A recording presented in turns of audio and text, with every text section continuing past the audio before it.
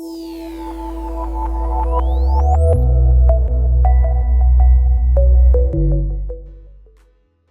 everyone, what is up and welcome back to yet another episode of Wintuition. I'm your boy CJ and we're bringing you another deck tech video, but this time we are changing the pace, we're slowing down our gears, and we're bringing you something a little more personable. I am actually going to be sharing my one casual commander deck that has been a labor of love, as I'll state in the video later. It is a pet deck of mine ever since the commander came out. And I'm really excited to showcase what I got brewed up here for you guys today. And yes, this is not clickbait. It is a 160 card deck that it is legal. So stay tuned for more details on that. But nevertheless, I want to take this time now to thank the sponsor of the channel, TOA Magic, or TOA as they're known. They're the purple booth at SCG cons and Magic cons across the US.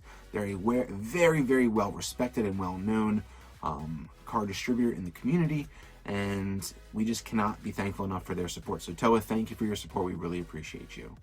And if you want to help support this channel and grow with us, you can do so by going to www.toamagic.com and using our affiliate code WINTUition at checkout the next time you're in the market for some singles or some sealed product. On the TOA website, they have over 77,000 SKUs and offer free track shipping on all orders, which is really nice because that way you have the peace of mind that it's coming all in one package, safe and sound, and you know when it's coming with that tracking attached. But if you're not in the market for singles or sealed product, that's okay too. A simple like and subscribe and even a share goes a very long way. We cannot be thankful enough for all the support we've gotten and how fast we've grown as a channel. We're almost at 1,000 subscribers, and that was one milestone I was really hoping to reach by the end of the year, and we're ahead of that. We're almost there, 12 away, and we're in discussions right now as a group on how we want to celebrate this milestone with you guys. So stay tuned for that in the coming weeks. But another fun announcement, it looks like we're going to be going to SCG Washington DC, so I'm really excited to be getting out there again to the cons. Summertime's a busy season for me, so it's good to be able to relax and hang out with some fellow Commander players and be playing some CDH, and I cannot wait for that. So I hope to see you guys there. We'd be happy to play some games with you. But nevertheless, let's get into today's deck tech video. Alright guys, I am super stoked to be bringing you one of my personal EDH decks that has been a pet deck of mine for quite some time. And it's been a labor of love. It's always evolving, always getting new things added to it from the new sets that are coming out. I'm really excited to see if I can add anything from Duskmourn, some really scary things coming out of that set. But nevertheless, I am bringing you Perforos, the god of sneak attack, sneaky shenanigans. And as you can see, this deck is 160 cards in the main deck. I am not joking. This is just not clickbait. This is a real deck, and it has a lot of cards in it, and it is legal. Let me have you. So really quick, let's read what our commander does. So he says, good old Perf. It is a legendary enchantment creature, which is super, super strong because it has indestructible, so it's very hard to remove on the board unless there is white at the table and they can exile an enchantment. But 9 times out of 10, this is just, once it hits the board, it's staying there the rest of the game.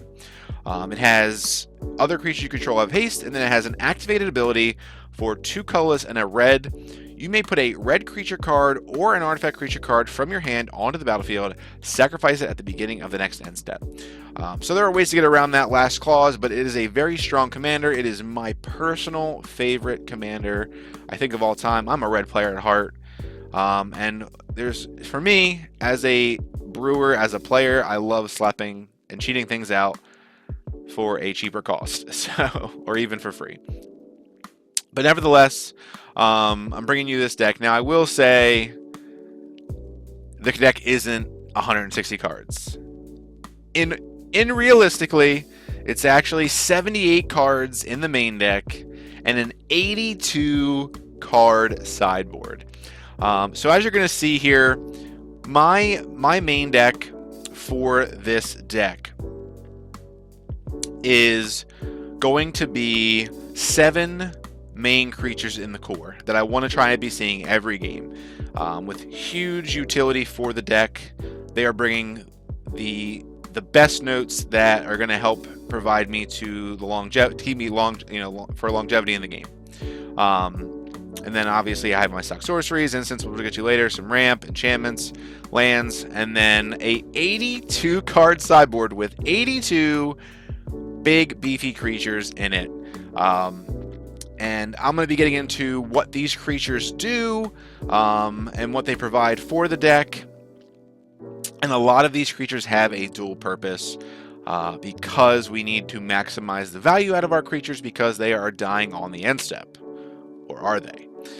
So nevertheless, again, this is going to be my pet deck. Yes, it's a Perforos deck. It's pretty generic in that sense, but the uniqueness is this deck is different every time I play it because I take 22. So I shuffle my main deck.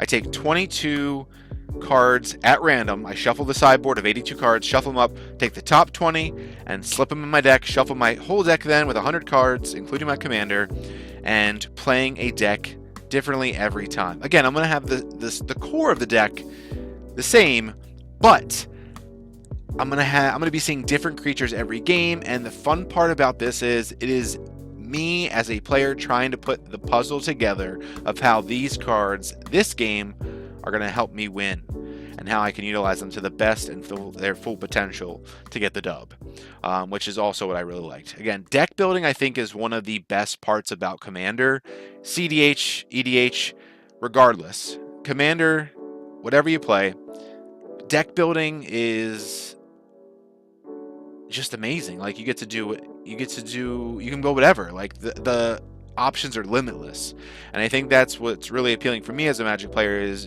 being able to build something you enjoy, something you're passionate about, and this has definitely been a labor of love, like I've said. So let's get right into it. Boom. So I have taken the time to tag every card and kind of really showcase what they do. So again, the link will be in the description below. I'm not going to get too in-depth with everything. I'm going to highlight most of the cards, but again, really fun deck. So let's get right into it. So we're going to start out with board wipes. So again, we're going to see the Sorcerer's Instance in our deck always. They're always going to be there. So you have Vandal Blast. Again, it's spot removal, but it's also a board wipe. You have Chandra's Ignition. This is just the one of my favorite synergy cards with the commander because you're putting a big body out for 3 mana, and then you're able to cast Chandra's Ignition for 5, and then not only deal damage to all the creatures and potentially clear the board, but also get the extra damage of dealing it to your opponents and increasing that clock on them, which is really nice. And this is a 1-card win condition with one of my favorite creatures ever printed. And again, it's going to sound cancerous, but it pairs beautifully with Blightsteel Colossus. Yes, I'm one of those people. It is a game ender sometimes. And hey, sometimes you just got to end the game because you're close to death. So, Thundermaw Hellkite, again, some of the times we have to use the least optimal. Again, there's only so many cards in red in artifacts that we can utilize, and while it is only dealing 1 damage to each creature with flying, it does tap those creatures so we can get through for a swing. If someone you have a friend that plays the spirit deck and makes a bunch of 1/1 white spirits, you're gonna clear them. So relatively nice in that sense. Again, and it's a 5/5 body for 3 mana technically if we use our commander's ability. So just an all-around decent card, and it's good art in my opinion.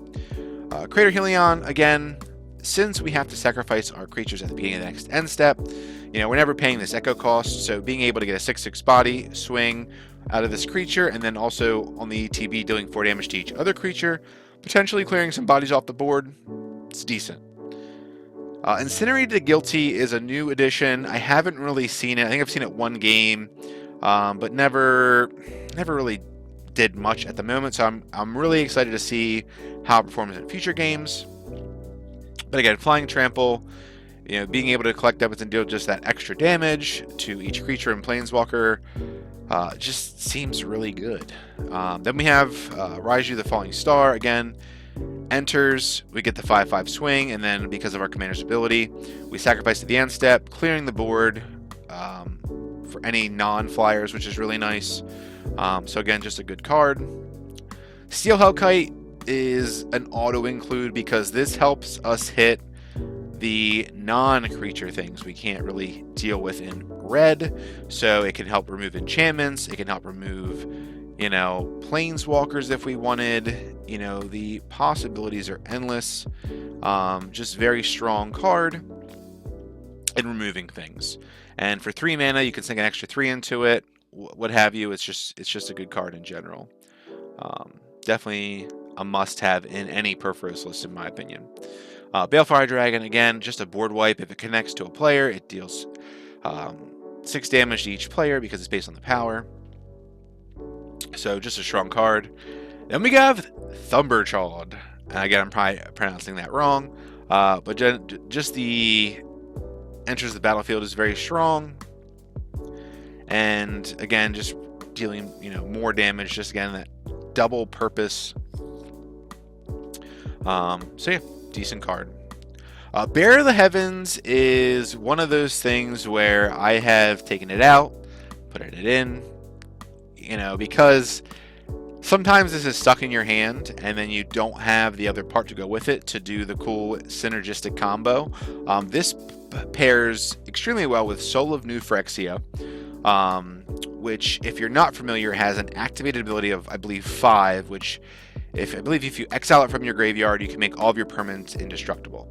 So the play is that's in your yard, you sneak this out, swing for 10 at someone, make all of your permanents indestructible, and then this goes off and everyone has no board except for you. So very, very evil thing to do at a game. It's usually just GG's at that point. But it is one of those kind of quirky things you can do with this commander. So it's in the deck, It's technically it's a board wipe. It's a game ender for sure.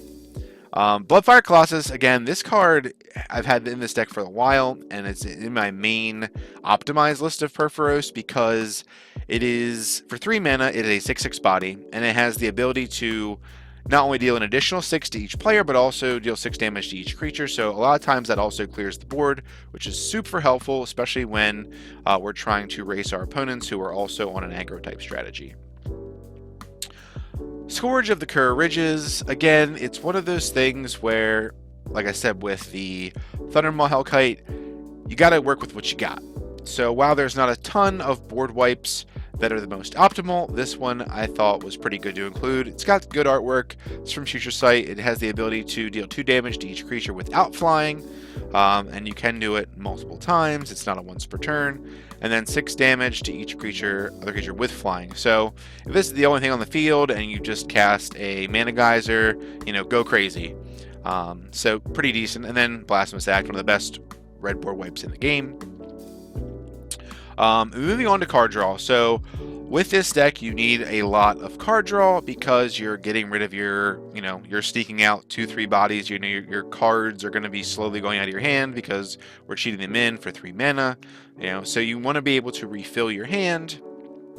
So we have 20 card draw pieces, if you will. Now, again, some of them we're not seeing all the time. So let's just count what we have. We got 1, 2, 3, 4, 5, 6, 7, 8, 9, 10, 11 pieces in the main deck. So a little more than 10, which is really nice because, again, you want that card draw.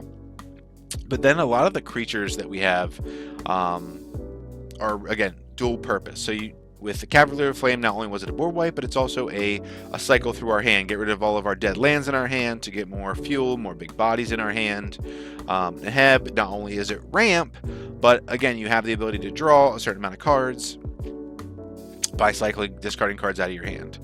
Combustible Caulk, an auto include in this deck. It is just so strong. It's a 6/6 body, and since we're playing big beefy things with high CMCs, they could take 15, 20, potentially, I think 30 some to the face if they hit the right amount of cards off the top. So just straight gas. Skyline Depots, yes, you're probably thinking it's not card draw. It adds Monarch to the game, which again, you get to draw a card on the end step because we're going to be the Monarch to start. But adding Monarch to a deck that is scary and you don't know what's coming out kind of takes the heat off you sometimes, which is really nice.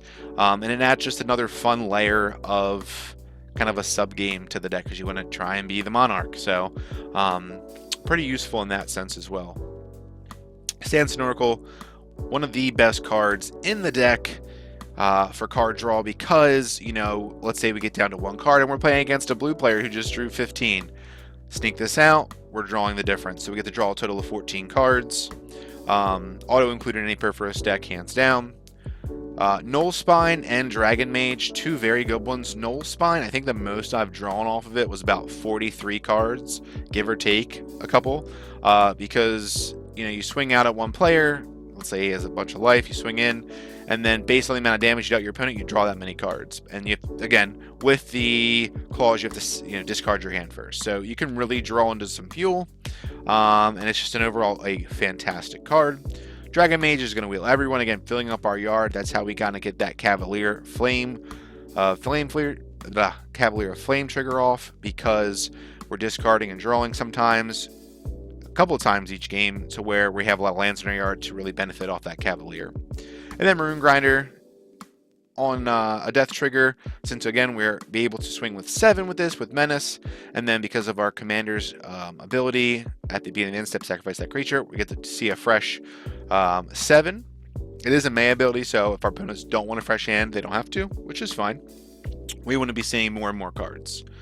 And Yardo Wandering Monster, again, it's an 8/8 body, it has Trample, it has haste, but it has the ability to cycle. So sometimes, you know, if we have extra mana, we can cycle this a couple of times and then get the effect.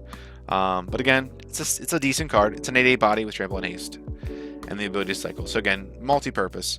As far as our non-creature draw, we have Brass's Tunnel Grinder. Very fun card, since it does synergize very well with our commander, because, you know, we're going to be ascending if we have a creature hit the yard, and then if we flip it, whenever you cast a permanent spell, we get to discover X, where X is the spell's mana value. So especially when we get to the late game, you know, we can, you know, do some kind of cool stuff with this. But really, it's just to be able to, the first trigger, being able to cycle through our hand and get rid of any kind of dead cards out of it. The planner, I don't even know how to pronounce this. It's one of like those weird words. I'm not good at pronouncing things, so I'm going to butcher it as funny as I can. Planeteer of Orkthanc. When this card came out, I felt like this was an auto-include in Perforos, because people don't necessarily want to give you the card, mill the card, because, again, you have a lot of high-cost creatures. So, you know, milling things and then they take the damage, just, you're guaranteed most likely card every time. Now, it is only one card for 3 mana a turn, so it's a Phyrexian Arena, but it's a cool art. It's a decent card because it synergizes well with the, you know, our opponents. You know, if they want to take the risk and take the extra damage, so be it. So it's just decent and a fun card. Obviously, we have the One Ring, one of the best draw engines in the game. It does put a taxing, you know, a clock on our life, but at that point, it's not really a big deal because we're, you know, cheating out so many big things. And then we just have some land ones, you know, Bonder's Enclave, you know, Forgotten Cave, and War Room. Just good utility. Skull Clamp, again, a great card in this deck because, you know, for one, we can equip it, swing in with a, you know, buff our, you know, our big beefy body a little bit, and then at the end step, it gets sacrificed. We get to draw additional cards and fill our hand. Just a strong card. You're probably wondering why I'm playing Hedron Archive and Mindstone, but for me, and even Commander Sphere, I want to have the potential to draw at any time I need to. So if I'm, you know, low on fuel, I can sacrifice the Commander Sphere if I need to and draw a card and potentially see an answer to, or even see a card I need to win. Same thing with Hedron Archive, you know, being able to tap for 2. That we need to then play one base, or tap one basic land to activate our commander's ability, which is very strong. And then also having just the ability to draw 2 cards, because again, we want to see as many creatures as we can to sneak them out, but we also want to be able to put them out. So again, I try to choose cards with dual purposes. So Commander Synergy, You got to run Sneak Attack. It's just an extra copy of our commander. Again, it can be removed a little easier than our commander, but again, still just a great card. And by the way, I'm going to put me on the record for this one. This is the best art of Sneak Attack. Just my opinion. You can roast me in the comments, but it's just the best. Industrial Advancement is a 4-drop enchantment that I really liked when it came out. Because it says at the beginning of your end step, you may sacrifice a creature. If you do, look at the top X cards of your library, where X is the creature's mana value.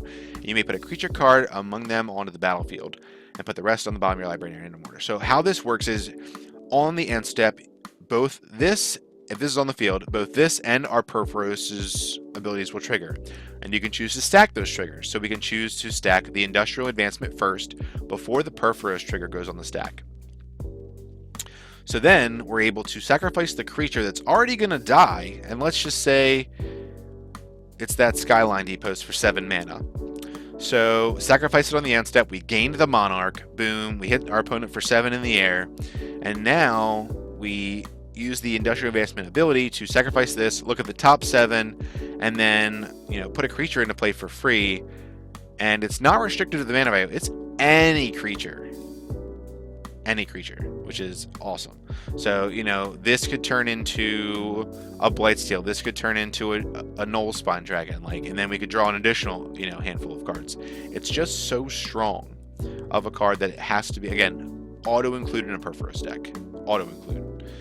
And then Sundial the Infinite, another auto-included in any Purphoros deck, because it has the ability to nullify Purphoros' trigger on the end step. So how that goes is, move to the end step in response to the Purphoros trigger by having us sacrifice our creatures on the end step. You can activate Sundial the Infinite any of the turn, and then you exile all the abilities and triggers off the stack. So we get to keep our creatures around inevitably. We don't have to sacrifice them. It is amazing. So you get to kind of break the rules, if you will, which is even funner. All right. Moving on to our duplication, because we're somewhat limited on mana, because again, we don't really have the access to green ramp where we're flooding with mana and are able to activate our commander, 7-8 times a turn. We want to capitalize on things that can clone or copy, and there have just been some crazy things that have been able to be done with the power of duplication. So these are the 5 core ones. We're always going to see Flame Shadow Conjuring, again, terrible at pronouncing things, we're going to butcher it, Ortheon, Hero of Lava Brink, Kiki Jiki in our deck, and then we're going to have that one, and then also Mirror March. Again, love this card. One of the most fun casual cards in red, and especially for this deck. And then Mirage Phalanx is going to be in that sideboard.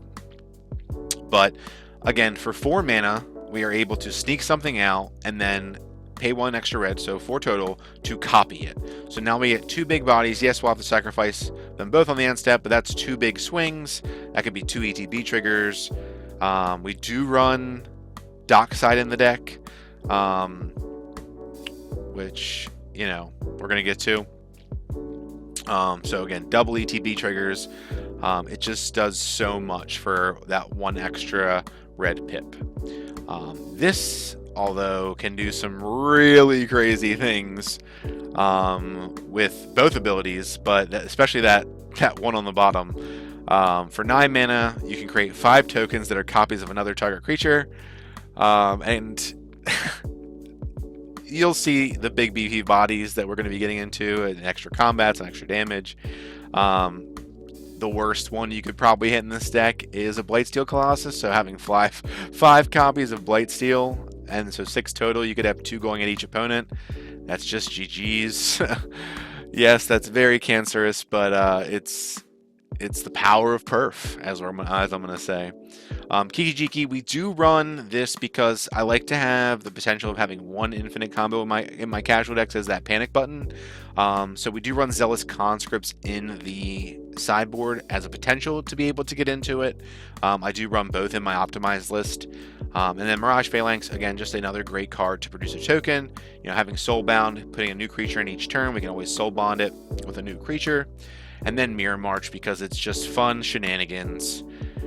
So it says, whenever a non-token creature enters the battlefield under your control, flip a coin until you lose the flip. So again, it's fun. You're not always going to get, win 5 flips in a row, but it can happen.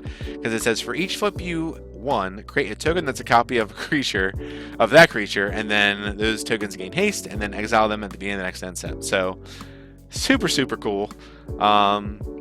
Just a good card. You could do some crazy... You get super lucky and make, 4 Terror of the Peaks, or 3 Terror of the Peaks, and just do a ton of damage. Moving on... to extra combats, we got Combat Celebrant again. Another potential win con with Kiki-Jiki, yes. Just a good card for the minimal value, or minimal investment, if you will. So 3 mana, it already has haste from our commander being in play. We swing Exert and then get an extra combat. Karlach, just a decent 5 cost, 5/4 body. So again, all of our cards, all of our creatures, 9 times out of 10, we're paying 3 mana for these, just to keep that in mind as we're going through, and you're seeing all these high CMC cards. Just being to have that extra combat the first time is just very strong. Again, it applies a quicker clock to our opponent's life totals. Now, yes, you may become the archenemy in some cases, because, playing this deck, you're putting, again, 20 random creatures in the deck, but that could be 20 really good creatures, or a mixture of some decent ones and some really good ones, which is what's really fun, because you never know what you're going to draw. You never really know what you're going to sneak out, and that also includes on your opponent's side of the field. So the fear of the unknown really sets in when you're playing this deck against 3 new your random players you've never played with before, like an SCG con or a Magic con. Port Razor, another good card. It says, whenever Port Razor deals combat damage to a player, untap each creature you control. After this combat phase, there's initial combat phase, and I cannot attack the player. You actually get about 3 extra combats with this, which could be game in some cases if you can make sure it connects to each player. So super strong card. Bloodthirster, not as good. It is a larger body, and it does have the ability of having flying and trample, but it only untaps itself. So decent, not as good because it can't untap our whole board. But again, nevertheless, pretty strong card. Hellkite Charger, again, just an extra combat card, allowing us to sink 7 mana in if we have, let's just say we have a Nykthos out and we're able to sink mana into it. It's just a strong effect. Yes, the mana is a bit mana intensive, but still a decent card. And I got Morag, Fury of Akum. Again, like I said, I used to play. I play fetch lands in my optimized list. But in our casual list, we just run it because, again, if we just play a land post combat, get another one. And then Scourge of the Throne, one of the best, in my opinion, extra combat cards, because it has Flying and Dethrone, and also gives us an extra combat. It is a 5/5 beater, so again, not the best stat line for 6 mana, but it only costs 3 for us. So let's move on to the extra damage. So again, you're seeing a couple of these cards with multiple purposes. So we like to see that because, again, we want to maximize the value out of our creatures we're sneaking in that are going to be dying some of the time due to our commander's effect. So first up, we have Balor. Balor was a really cool card. First of all, this art is amazing. Really reminds me of, and again, if I offend anyone, I believe it's the not Chernobog. I think that's Fantasia. The scary dude from Lord of the Rings, Fellowship of the Ring, and the Caverns of Moria, I believe. The one that Gandalf faces is "You shall not pass." It just kind of reminds me of that with the flame whip. And again, let me know in the comments below what that guy's name is, because I'm not the most well knowledgeable when it comes to Lord of the Rings. But this guy has 3 different effects. So it says, whenever Balor attacks or dies, choose one or more. Each mode must target a different player. So not only do we get the attack trigger, on the turn it comes out from our commander, giving it haste, but also because we have to sacrifice it on the end step, we also get the death trigger in the same turn. So we have to do it twice. And it is very, very strong because it can, really throw a wrench in our opponent's plans. So the first ability is target opponent draws 3 cards, then discards 3 cards at random. So again, let's say we had just had that Rune Grinder trigger or whatnot the last turn, and we know that our opponent did not want to get rid of their hand. We can hit this with them twice, really messing up their hand and their plans. Then you have target opponent sacrifices a non-token artifact. Let's say we have someone that is going big, not wide. We can remove some of those artifacts off the board, whether it be creature-based or those pesky artifacts like Darksteel Forge. And then Ballard deals damage to target opponent equal to the number of cards in their hand. So again, let's say someone has a Reliquary Tower out, and let's say they have 10 cards in hand. We attack for 5 on attack trigger, deal 10 to them. On death, deal 10 more. Super crazy. Really good card. Cavalier of Flame again does the extra damage. It's a board wipe. It not only does it deal to our creatures, deals to the opponents as well. So as you can see, this deck is pretty heartless, and I feel like it was poetic to have Heartless Jitsu in here. Because we want to sometimes just increase the rate of the game. Sometimes, again, as most of you know, as CDH players, casual games can go on for a very long time. Well, we don't like that to happen sometimes, so we increase the rate of game by playing this, tap it, and then swing with our board.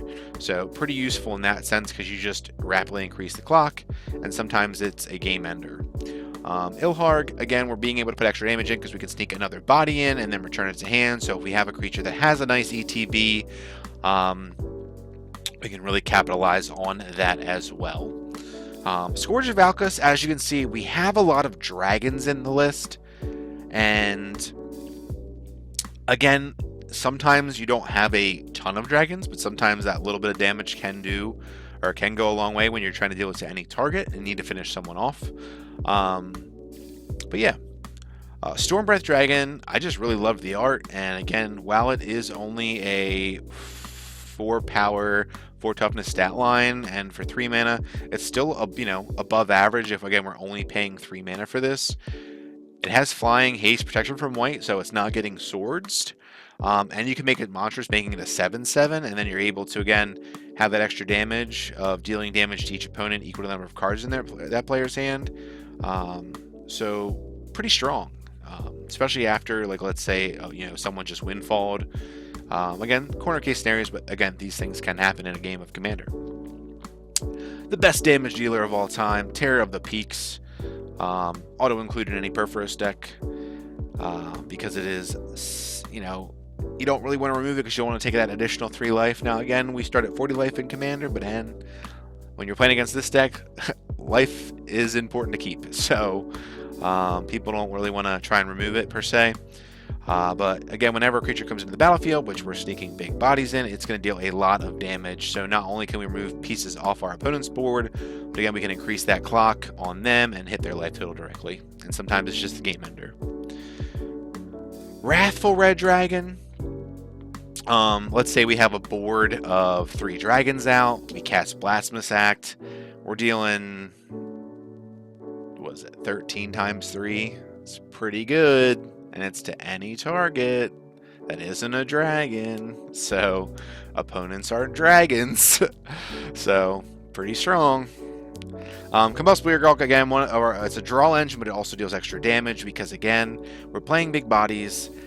Some people take the risk and it doesn't pay off, and they take 20 plus to the face, but sometimes they get lucky and hit a couple of our mana rocks and only take 3 or 4 or even a land. So it's a fun gamble, but it's a great card, and it's really fun to recur once we get into our recursion package, which I'll explain in a little bit. Inferno of the Star Mounts. First off, let's change this art. I love when this came out. This art is so gorgeous. It's just amazing. So it can't be countered, but again, we're sneaking it in. It has Flying Ace. It's a 6/6 body for 3. And then it says, pay a red, Inferno of the Star Mounts, get +1/+0 until end of turn, where X is When its power becomes 20 this way, it deals 20 damage to any target. So again, I have never been able to reach 20 power for this thing. But I can't wait until I do, because it's going to feel so rewarding. And that's why we include things like Mana Geyser, Nykthos, to really increase our red mana so that we can do things like this, but also, sneak out a bunch of creatures in one turn to really, get that final blow to our opponents and win the game. But just overall, it's a solid card. Angrass Marauders. While it is only a 4/4 stat line for 7, which feels very unappealing in this deck, it's great because it only costs 3. And what's great about this card is it says whenever a source you control would deal damage to a permanent or player, it deals double that damage instead. So it's a double damage, or a damage doubler. Tongue-tied. A damage doubler for when we go for lethal, which is super, super strong, or even if we want to go for a board wipe. Let's say we pair this and we also have a Bloodfire Colossus in hand. Bloodfire Colossus is going to be dealing 12 damage to each of our opponents, and only 6 to us, and 12 damage to each creature, so very strong.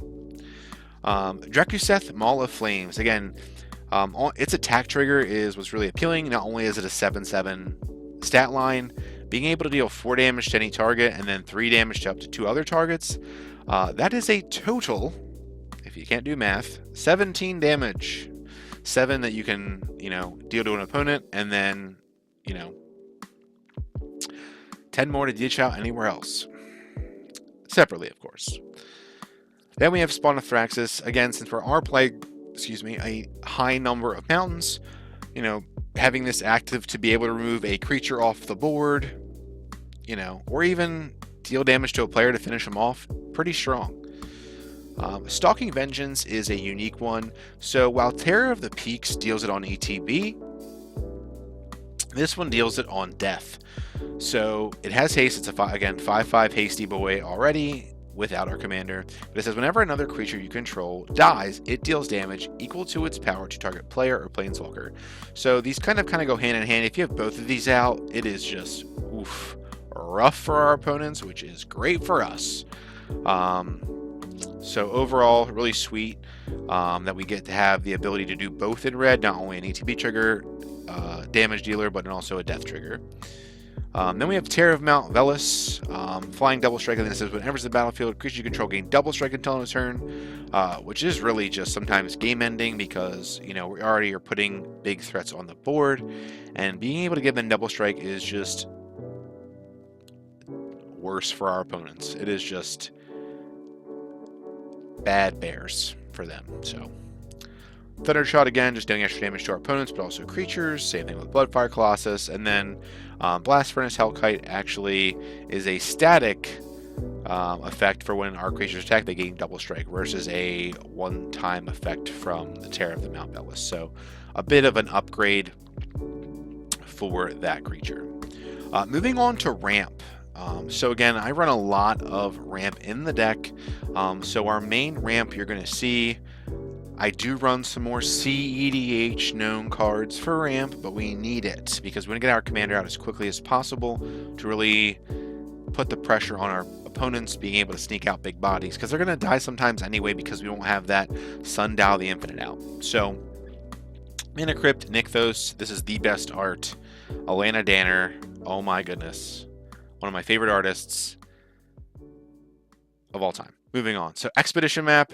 This is going to get us, the Nykthos. I do run Ancient Tomb in my optimized list. We don't run it in this list just because, again, we're more of a casual build while still, having some higher end, some staples that are CDH worthy. Soul Ring, Arcane Signet, Braid of Fire. Braid of Fire, for me, this is one card that I feel like is an auto include in Perforos, but is the perfect card, because with this card, if you get it turn 1, turn 2 out, this card just goes nuts, because as long as you're not playing against the Jund guy that makes you die, deals damage from mana burn, you're great.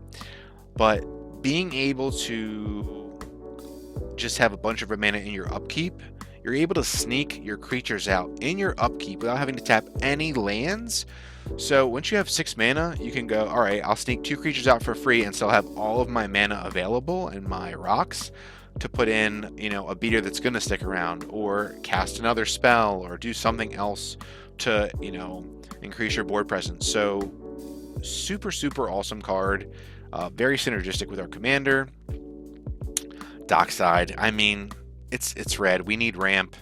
And it does scale with the table. So in a casual game, it may not do much, but if you have a person that's just running artifacts or enchantments as their build, you're going to get some value out of this. And then, it's good. Felwar Stone, Mind Stone, Commander Sphere, Warm Power Stone again. Even though it's a 3 mana, comes in tapped rock, being able to tap for 2 colorless means we only need to tap 1 mountain to be able to activate our commander's ability. So only tapping 2 things to get 1 creature out versus, tapping 3 things to get a creature out is definitely a little more, optimized, even though we're playing a least optimized rock. Atushi the Blazing Sky. It's good because you sneak it in for 3, and then the mana that you used on it, you're getting it back because on Death Trigger, you're actually being able to make 3 treasure tokens, which you can lose at a later time. A lot of times we're not using that exile the top 2 cards because our CMC is so high. Leyline Tyrant. Now, Leyline Tyrant is a very good card. When it comes to Braid of Fire, these synergize very well because this allows you to not lose the mana as steps and phases end. So that means all of this mana from Braid of Fire just sticks around. So super, super strong. And then when it dies, you can deal damage to any target. So actually, I should put this in extra damage, but it's mainly ramp because it allows us to store that mana for other turns.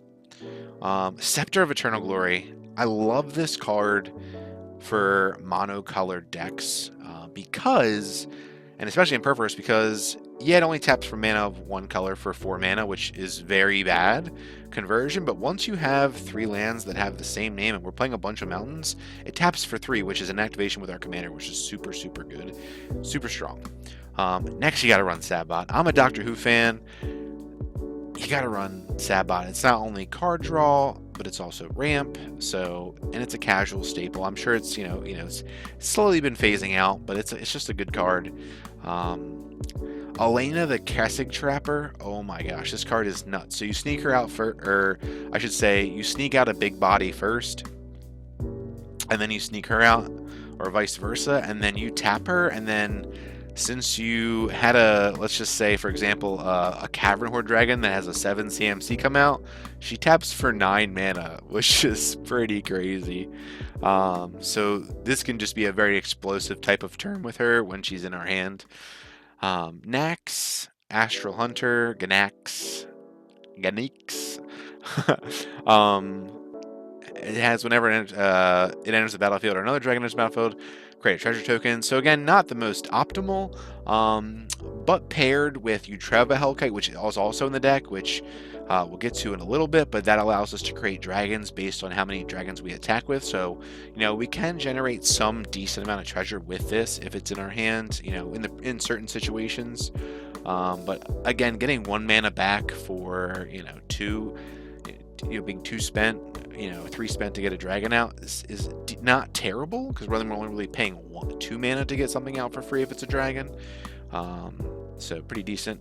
Mana Geyser, it's just one of those things that helps us ramp if we don't want to activate our our commander. Sorry, I've been playing some One Piece, so leaders and commanders are kind of interchangeable term.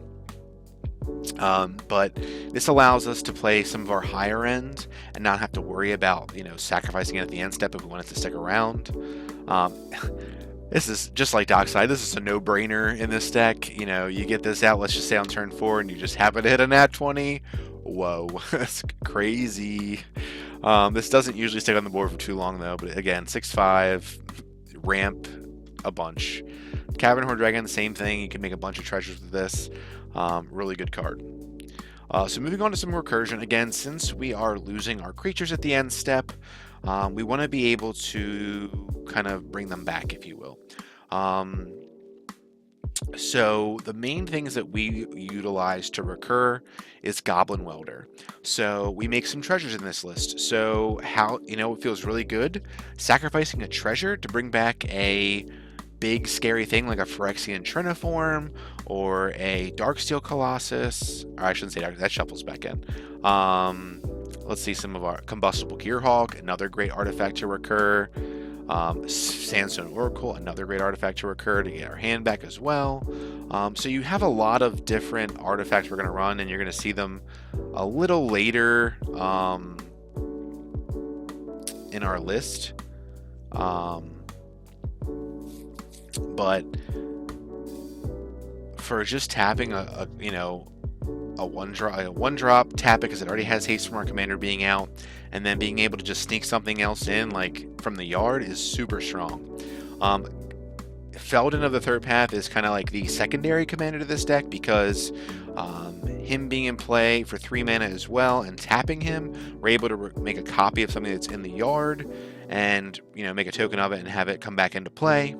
Mimic Vac, great card, staple in any Perforos deck. Not only does it work with our creatures that hit the yard, but it also works with our opponents. So if they have something spicy that hits the yard, we can imprint it, or I should say, imprint it under the Mimic Vat and keep it there for as long as we so wish, and then just keep making copies of it for 3 mana. Cauldron of Souls, while it is a bit intensive in mana being 5, the versatility this has, because while it can bring our creatures back and give them persist, this also can be kind of a politicking tool, like, hey, I'll bring back this if you don't attack me next turn, or what have you, and keep things around during like a board wipe or things like that. And then Goblin Engineer and Buried Ruin, mainly used to find that sundial to keep us a little more consistent with our game plan. And if we do have a treasure, we can sacrifice it to bring back a Felwar Stone or a Mana Crypt or Soul Ring or an Expedition Map to get another utility land. So it does have some versatility in that sense as well. Moving on, we're going to skip over this. This is all the sideboard creatures. Ooh, look at them all. So going on to spot removal. So Strip Mine is in the deck because even though it probably doesn't see much play as it used to, Maze of Ith is still a card, and we don't like that because that prevents us from getting through sometimes with a ancient copper dragon or what have you. So getting rid of that is kind of crucial. Sometimes you're going against that black deck and you want to remove their Cabal Coffers, things like that. It's just a good versatile one of land destruction piece that we have in the deck.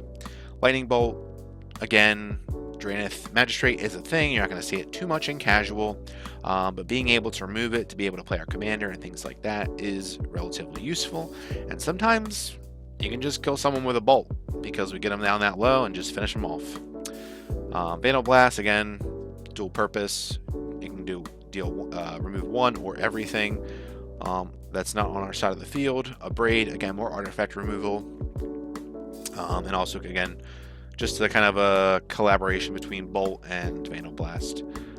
Fling is just a fun card because we're getting rid of it anyway because of our commander's ability, so why not have it do some extra damage on the way out? So yeah, it's in there because, again, it can hit creature or player, so we can remove something that's a scary threat on the board, or player removal is also removal. Chaos Warp, real quick. Another one of my favorite artists is the Folios. One of my favorite one of my favorite artworks as well. I love the playfulness of it. So if you like this Chaos Warp, let me know in the comments below. I think it's chef's kiss. Really sweet, really fun art. Just removes those pesky enchantment things we're not really able to deal with in red again. So good card. Deflecting Swat, again, it helps us protect our board a little bit, protect our commander.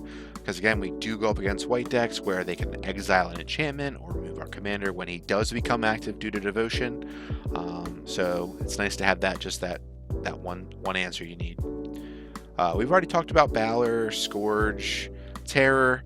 Duplicant's a really fun one because, again, it can be recurred with our Goblin Welder. And it can just remove any body on the board, and then it gains its power and toughness, which is super, super sweet. Because you can, let's say someone has a 20/20 on the board, like a Marriott Liege or something, a big beefy dude with counters on it. You remove it, it now becomes a 20/20, and then you can swing with that 20/20. Filborg Flutist. So, like I said, I had some spice in here. So you're probably wondering why I play this card, because it's a giant bard, it's a 6 mana 4/4. Why would I include it under removal? Because it's just stealing something. So with stealing things, specifically this one, it gives the creature Myriad, right? So very strong, because you can steal someone's commander, because it's not limited to a creature. I mean, as long as it's a creature someone controls, you can get it on your side of the field, give it Myriad, and then swing. And then due to the legend rule, you can remove their commander for 3 mana. So it's versatile in that sense. If there's a pesky commander out that needs to be gone, like a Nekusar, things like that, it can remove commanders because of that ability. So I think I don't see it too often in Perforos lists, but I personally think it is an auto-include because of that versatility, because it can steal something really big and swing wide, sure, but it also can remove a commander, which I think is a total interesting way to look at this card and utilize it. So it catches people off guard. Inferno, the star mounts, again, spot removal. If we get to that 20 plus power. Inferno Titan, it is a 6/6. It does steal 3 damage divided. So again, not the best for an ETB, but also does attack. So it is reoccurring. So it is decent in some cases. Drakuseth, again, another piece of spot removal, being able to deal, up 3 things twice and then 4 to something else. Meteor Golem, another great card we can recur with our Goblin Welder. Being able to destroy target non-land permanent is so good. And for 3 mana, 3/3, it's a pretty good stat line when we're sneaking it into play. So, Spawnothraxis again, spot removal. Tyrant of Discord. Boy, do we like to cause trouble. And like to have fun and flip coins. So with this card, this is an auto-include in my opinion. This card can do some crazy stuff if it goes off. So is a 3. I say 3 mana because that's how much it's costing us from our commander's ability. So as I keep saying it, but I just want to reiterate it. When it enters the battlefield, so ETB, if we clone it, it happens twice. Or if we clone it more than once, it happens a bunch more times. Whenever it enters the battlefield, target opponent chooses a permanent he or she controls at random and sacrifices it. So it gets around indestructible, which is awesome. If it's a non-land permanent is sacrificed, this way, repeat it. So let's say someone has a low clan count, but let's say they have a bunch of ramp in their artifact deck, and they only have a couple lands in play. The chances of you hitting more than one thing is very high. So this card can just go nuts sometimes, and it can cause some discord at the table. See what I did there? So really fun card. Auto-include for sure. Tyrant's Familiar. As long as we control our commander, it becomes a 7/7, and then it can deal 7 on attack to a target creature our opponent's control. So pretty decent. Dealing 7 damage on attack can remove some pretty decent threats on the board. I'm going to mispronounce it for fun. Bogarden. I think that's how you say it, though. Hellkite. Again, deals 5 damage, how we choose to creatures or players, so not the best rate. We can deal just 5 to something. I really have never really split it up into small increments, but if you want to be nice and spread the wealth, you can go 1 to each player and then deal 2 something to something else. Cityscape Leveler, another thing we can recur with Goblin Welder. Again, all these artifacts recurable with Goblin Welder. It is again a staple in any Perforos deck in my opinion, especially if you're running a decent amount of artifacts, which we are. Has Trample, it's an 8/8, it's nice. It has on Earth, which is also a cool feature in the late game if we so wished. It says when you cast a spell, which never really happens ever. We're always, using our commander's ability, but when it attacks, we can destroy up to 1 target non-land permanent. Its controller creates a tap Power Stone. That is fine by us. Let them have a Power Stone. We can remove enchantments, artifacts, planeswalkers. Super strong. Next, we just have some standalone cards that really don't have necessarily, they're just good cards that give us some extra value and whatnot. So Atali, it's Atali. Everyone knows what he does. Good card for the deck, especially if you can, keep him on the board for more than a turn. Lathril, Another good card, since we do have a lot of dragons in our core of our sideboard, you know, whenever another dragon comes into the battlefield, you make another 5/5 with flying. So again, really trying to sometimes go wide with our board, which is very strong. Trumpeting Carnosaur, being able to discover 5, it can hit some of our better rocks, or other things that, you know, we like to see, like a Sundial of the Infinite, or, you know, perhaps a board wipe, or like a Chandra's Ignition. Pretty versatile. And then also we can, you know, discard it and deal 3 damage to our creature or planeswalker. We're probably never using it for that because, you know, for 3 mana it's a 7/6 body with trample and we get more value out of it. Furyborn Hellkite, it's just a 6/6 with Bloodthirst 6, so it can get pretty beefy, become a 12/12 flying. Besides that, it's pretty vanilla. It's just a nice beater. Platinum Empyrean is a nice card because our life total can't change. So, you know, the damage that we take off our cards like Bloodfire Colossus and things like that won't hurt us. But also, if we get attacked, our life total can't change either. So, you know, it kind of is like a Platinum Angel for us. And I don't include Platinum Angel because it's only a 4/4 body. It usually takes the hit for removal. So this, you know, being an 8/8 body, while still easy to remove, we can recur it as well with Goblin Welder. Hiragast Erupting Nullkite is a new card. Haven't got to play it at all yet. Haven't seen it come up, but a decent card nevertheless. I'm really interested to see how useful the being able to get the emerge cost just seems strong. If we can get more value out of that, but we'll see. I mean, it is a 6/6 for 3 mana, so, and with flying and haste, so it's pretty decent, but nevertheless. Darksteel Colossus may not be the best card in, you know, Magic, but it is a great artwork. Growing up as a Magic player, this was ingrained in my brain because it used to be on a cover of one of their books, and it reminds me of the Iron Giant, in my opinion. He looks very scary, but also very, you know, friendly. Like he's going to protect you. So it is pretty sweet because it is an 11/11 body and it has trample, so it's going to get through. It is indestructible, which again, you have to have a path to remove it or a sacrifice ability like an edict effect. And then it cycles back into our yard. So while we can't recur with Goblin Welder, it is just a nice beefy body to put on the board and swing with and make copies of if we have the ability to, you know, make a bunch of copies with it. So we are running some theft, you know, being able to maximize pain and steal our opponent's things is good. I mean, why not? If we are able to do it for 3 mana, it's a theft effect. Corsive Recruiter, whenever enters the battlefield, another pirate enters the battlefield under your control, gain control of target creature until turn, untap that creature, and then it gains haste. So this does combo with Kiki-Jiki. You can target Kiki-Jiki, untap it, make another pirate, and go on and so forth. Same with Zealous Conscripts. Zealous Conscripts, though, is one of those cards that is a staple in the deck. I keep it in my main deck as well for my optimized version. It's just so versatile. So let me just give you an example of one of the best situations I've ever had with this card. 3 mana, sneak this out. Steal a Smothering Tithe. Then I cast a wheel. And now I have all the mana I need to sneak out some other beefy creatures and go crazy. So again, very versatile in that sense. You know, steal something that's useful. Let's say their Planeswalker is almost about to ult. Steal it, pop it, go. Conquering Manicore, again, that's another theft creature. We've already went over the Flutist. Yes, again, this deck has some scary things. Yes, if I swing with you with this Hellkite Tyrant, I'm going to take all your artifacts, so I can sneak out more creatures and potentially win the game if I have 20 or more. So yes, this card is a staple because we have so much token generation in our deck.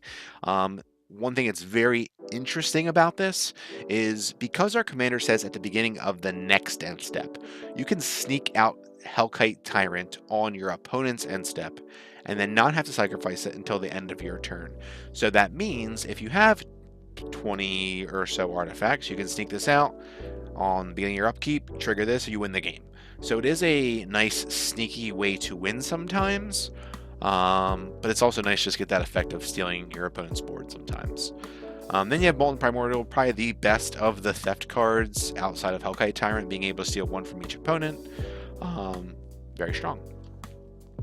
Next, we have token makers. So again, we want things, since they're dying, we want to make sure that we have bodies left behind, so we're not open to being attacked directly. So we got Thopter Assembly, Worm Coil Engine, making a 3/3 lifelinker and Death Toucher. It does give us a little bit of cushion to help maybe pad our life a little bit, keep us longer in the game.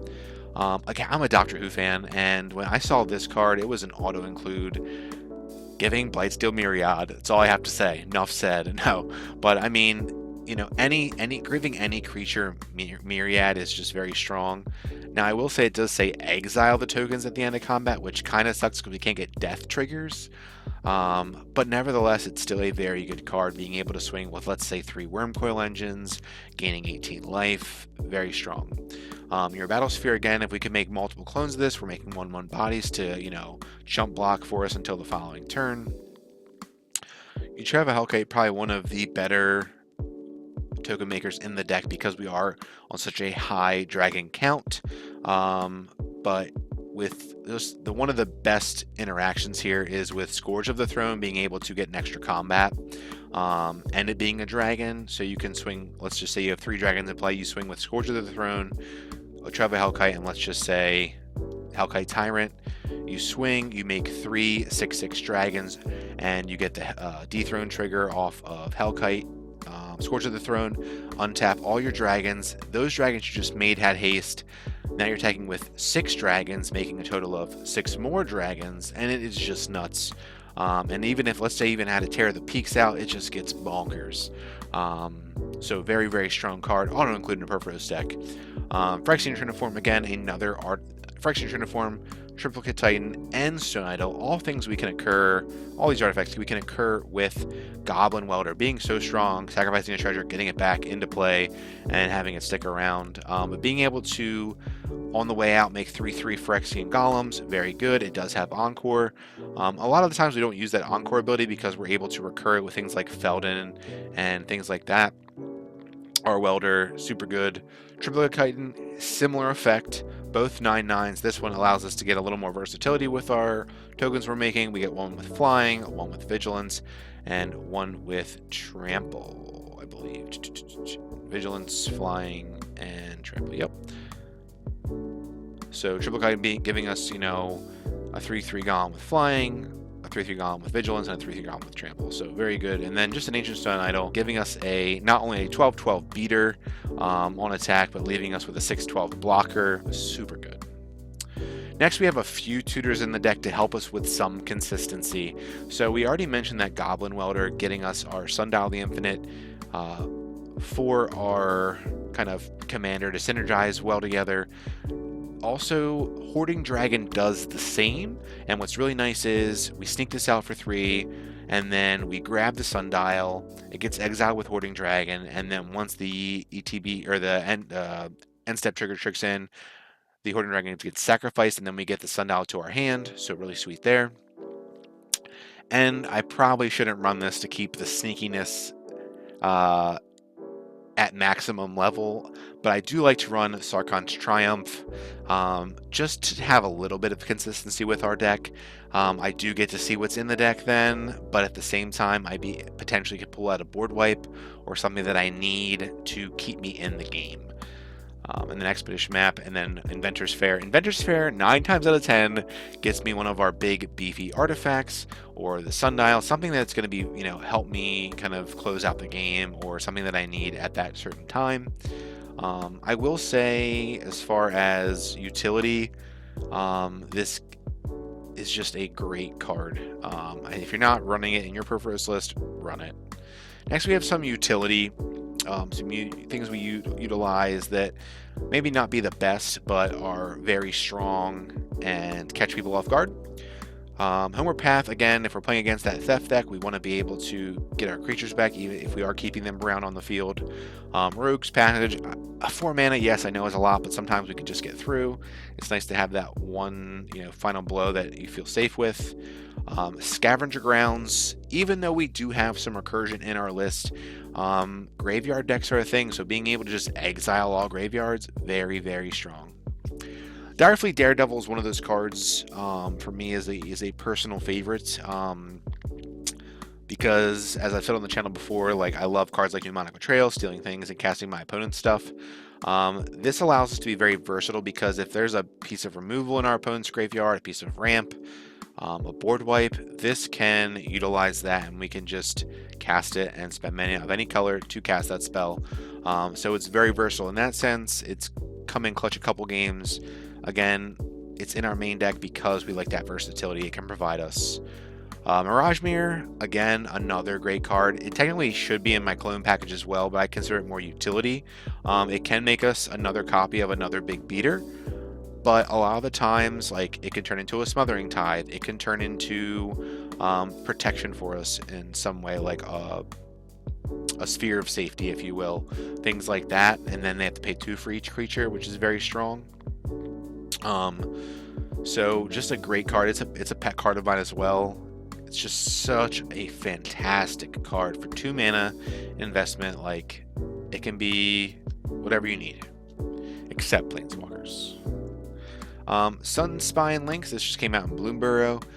You know, life gain is a thing. It doesn't come across too often, at least in the games I've played. But having damage not being able to be prevented from a fog effect, or, you know, someone stuck in life gain. Yes, we have the Blightsteel Colossus for that reason in our deck. But, you know, it's just a nice kind of, you're not stopping our game plan type of thing. So a good card. And then it does say whenever it enters the battlefield, it deals damage to each player equal to the number of non-basic lands that player controls. So it is a price of progress as well. So copying that is also pretty sweet. Now, it does affect us. We do run a handful of non-basics, but probably not as many as our opponents. But again, if we have a Platinum Empyrean out, we don't take the damage. So Conjurer's Closet, a great synergistic piece with our commander. We have a lot of ETBs in our deck, and having this, again, very similar to the sense of the Industrial Advancement card. We can stack the triggers how we'd like. So on end step, we can actually trigger the Conjurer's Closet first, flickering the card we stuck in with our commander, and then having it come as a new creature, and we don't have to sacrifice it. So a staple card in any Perforus deck, fantastic. One that I don't see ran a lot in Perforus decks, and this is, for me, just kind of the red player in me, Homurara, Human Ascendant. So the reason I run this card, it's just a tech card, because if you flip it over, which we will, so it's just a 4/4, but it says it can't block whenever it's put in the graveyard, return to the battlefield flipped. So because of our commander, it allows us to put it in for free, swing for 4, and then it dies, and then it comes back as Humura's Essence. So it says creatures you control get 2/2, so we get a 2/2 buff on all of our creatures, making our creatures even bigger than they already were, and Blightsteel, and have flying. A flying Blightsteel. Dream, oh my gosh, it exists. And flying. So it turns into Humura's Essence, which creatures you control get 2/2, so they even get, our creatures get even bigger than they already were, which increases the stat lines, which is even, you know, more of a plus for us, you know. And then they also have flying, which we can get over the, you know, for those creatures that we have that don't have trample or flying, now they have it, so we can get through pretty much all the time. And they also have fire breathing, so if we have a Nykthos out, if we have just casted a Mana Geyser, we can sink our mana into giving them a buff, which is really nice. Soul of New Phyrexia, like I said, it does go well with, you know, a nice tech piece, because we can have our board become indestructible if we exile Soul of New Phyrexia out of our yard. And it does pair with Bear of the Heavens, but it just ends the game at that point. And then a card that catches people off guard, because sometimes I'll just leave all my mana open and then sneak a bunch of stuff on my opponent's end step and then a bunch more on my turn. But Thundermare gets people, man. This card is bad, but great in this deck. So it says whenever, so for 6 mana, it's a 5/5. So again, and it has haste, whoop-de-doo. But whenever it comes into play, tap all other creatures. So let's say, obviously, we're playing red, we're playing big scary things, we're obviously the threat, and we're close to lethal, you know, eyes are all pointed at us. Someone has the big board, they go, you know, move to combat. In response, we activate our commander, boom, tap all their creatures down, they can't attack. Such a gotcha, you know, gotcha moment. I mean, having a 5/5 body's not terrible, but just that ETB, if you will, is so strong, and it's just, So that is the list, guys. I'm actually going to move back to our original list, just kind of show you it one more time, kind of as a normal list. So again, we run 11 non-basic, so about a third non-basic lands, which isn't, I feel like that's average. 5 enchantments, 19 artifacts, 6 instants, 5 sorceries, because again, our creatures utilize the card draw, the removal in our deck. And again, just those core 7 creatures that we want to try and see each game. But nevertheless, I hope you guys enjoyed Perforos God of Sneak Attacks, my personal pet deck for a while now. And let us know in the comments if you want to see some casual play or some casual videos. I know we're predominantly a CDH channel, but again, I know I said this in the beginning of the video, we don't mind a game of casual once in a while because Commander and CDH are both very fun. We just like to play the more high-powered cards. We like to play the best of the best, the cream of the crop card quality. So, if you like this video and want to see more, feel free to check out our page. We have a ton of CDH gameplay videos. When we first started out, I will say we did what's called a CDH Gauntlet, where we took, I think it was 16 of the best commanders of the year and put them in a bracket and battled it out, which was really fun. We may do that again if you guys want for 2024, because there have been a lot of commanders came out this year as well, and I'm sure they're gonna be more in 2025. But nevertheless, thank you guys for watching. I'm your boy CJ. We'll catch you next time on Wintuition.